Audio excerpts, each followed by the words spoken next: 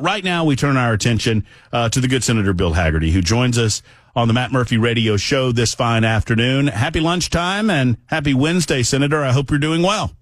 I am, Matt. I'm always doing well when I'm back in my home state of Tennessee. It's great to be back here. I understand that you're in Nashville. Tell us what's that all about. So I've been meeting with local business leaders here, trying to understand some of the challenges to meeting the economic opportunities that we have here in the state. We've got a much better situation here in Tennessee than so many other states in the nation. One of our challenges is having a workforce that's properly trained and available to fill some of the demand. So I just left a group in the entertainment industry. We've been spending a good deal of time with them this morning, different sectors of the music, the recording, and the performance aspects of the entertainment industry here in Nashville.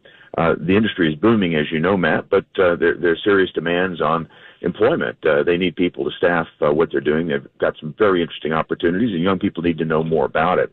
This afternoon, I'm headed over to my alma mater, Vanderbilt University. There I'm going to be talking to the Tennessee Valley Corridor, talking about our nation's security risks and what happens in Tennessee, whether it be at Oak Ridge National Labs, at the 101st Airborne Division at Fort Campbell, down at Arnold Air Force Base, Arnold Engineering, in Tullahoma, Tennessee, with research institutions like Vanderbilt, University of Memphis, University of Tennessee, where we're talking about national security contributions that we can make right here from our home state of Tennessee, which are significant.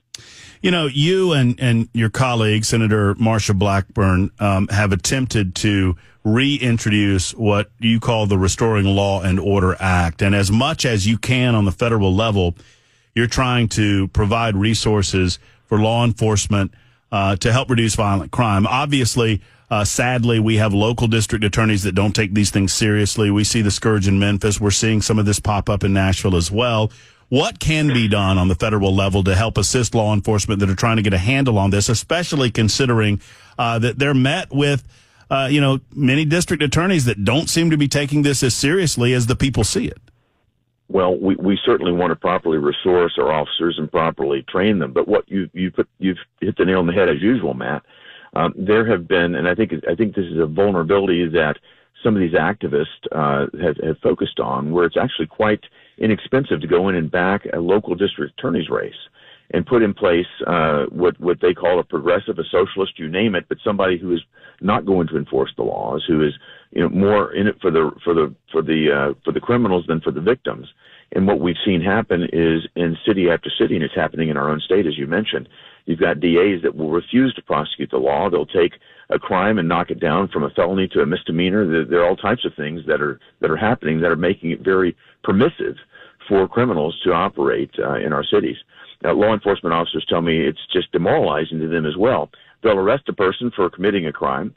That person will be taken in. The DA will decide not to charge them or let them out on very low bail, and that person's standing on the street corner the next day, laughing at them. It's demoralizing to our law enforcement officers. It's something that I think the public has caught on to. I don't think it's going to last beyond the next election. But boy, have they done a lot of damage in these situations where the prosecuting attorneys in our local jurisdictions won't enforce the law.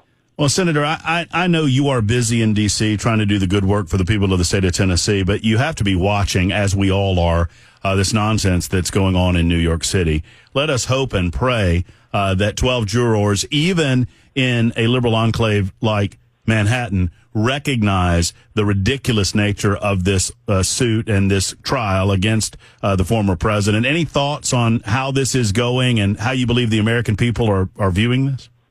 Well, I think it's preposterous on its face. The American people can see it. They're seeing right through it. And, they know that Joe Biden's Department of Justice are deeply involved in this. They sent one of their top officials from the DOJ, from the U.S. Department of Justice, in on the local level to make the opening arguments against Trump. Joe Biden's planning on addressing the verdict from the White House. The American public can see that this is nothing more than a political scheme to try to keep Donald Trump off the campaign trail, to try to tie him up, to try to destroy his resources. But every time they take these moves, Donald Trump's numbers go up in the polls. Again, the American public can see it. Joe Biden's watching it backfire on him. And I think the American public are going to let this resonate loud and clear come November, because this weaponization of the judicial system was against the inherent sense of fairness that every American has, whether they be Republican, Independent, or Democrat. People see this as plain wrong. It is. And no matter what the verdict is from this jury, President Trump, I think on appeal, if there is a verdict at all, and I would be shocked if there is, but I've been shocked by the fact that they're even doing this.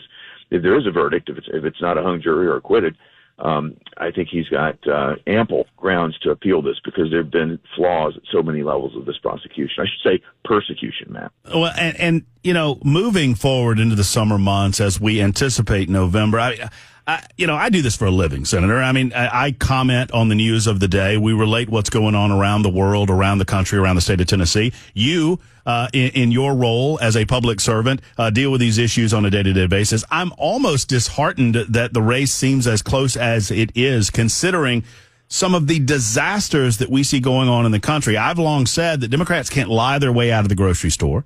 They can't lie their way out of the gas station.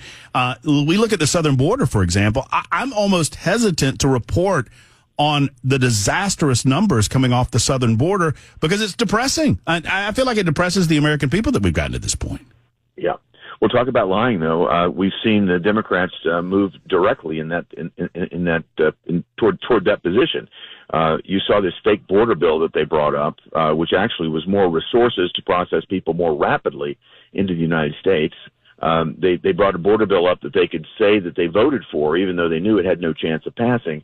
They're trying to shift the narrative, so to speak, that now, in 2021, there's no problem at the border. 2022, no crisis. 2023, there's not a crisis at the border. 2024, suddenly there's a crisis, and now it's the Republicans' fault. So I think the American public will see through this as well, but the Democrats are going to be trying everything they can to try to, quote, shift the narrative and use this fake border bill as the opportunity to do so. And did you not recently, several days ago, introduce there was legislation to try to stop the abuse of the Alternatives to Detention Act? Yes. Walk me through. I mean, obviously, the Biden administration seems to be doing everything in their power to disseminate illegal aliens throughout the country, and I think you're trying to directly combat that by stopping the counting of illegal aliens toward distribution of congressional apportionment. Congressional seats. Exactly.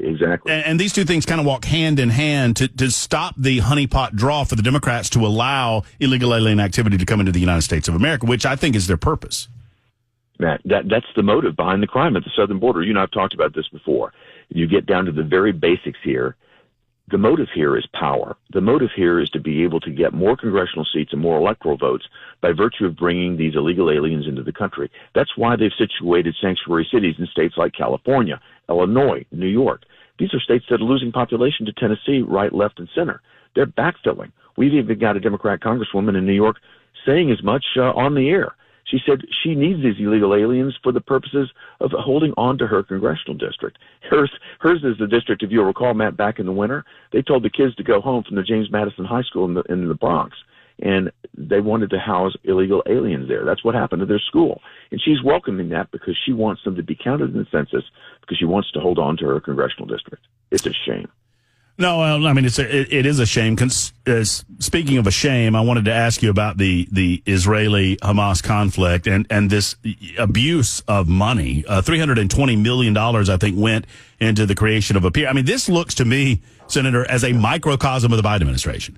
That they built a pier that experts at the time that they announced they were going to do it said this will not work on the Mediterranean Sea. It has clearly not worked on the Mediterranean Sea. It's all, to me, it seems all performative to claim that they are actually doing something when in fact all of this has been an absolute disaster. You're exactly right, and they don't care how many hundreds of millions of taxpayer dollars they waste just so Joe Biden can have the talking point that will get him to a better place in the November elections in Michigan and Minnesota. That's what this is all about. Yep. He's trying to appease the Hamas proponents in his own party. These are the leftists that are on campuses screaming, death to Israel, death to America. These are the people that he's concerned about. That's why we're seeing taxpayer dollars wasted like this. It's all just to get him a talking point, just like pulling our troops out of Afghanistan on the 20th anniversary of 9/11. That was just a talking point. He was willing to embarrass the nation the way he was. It's all politics with this administration. It's got to come to an end in November. I've been saying for months that Joe Biden has a two-state solution. The two states are Michigan and Minnesota. And he will do anything, right? And he will do anything and everything to win those states. Senator, I know your time's limited. You have a very busy day at Vanderbilt and other places in and around Nashville. I appreciate you spending some good time with us, and come back anytime. You're always welcome. Always great to be with you, Matt. Thank you. Take care. There's Senator Bill Hagerty joining us for a few good moments.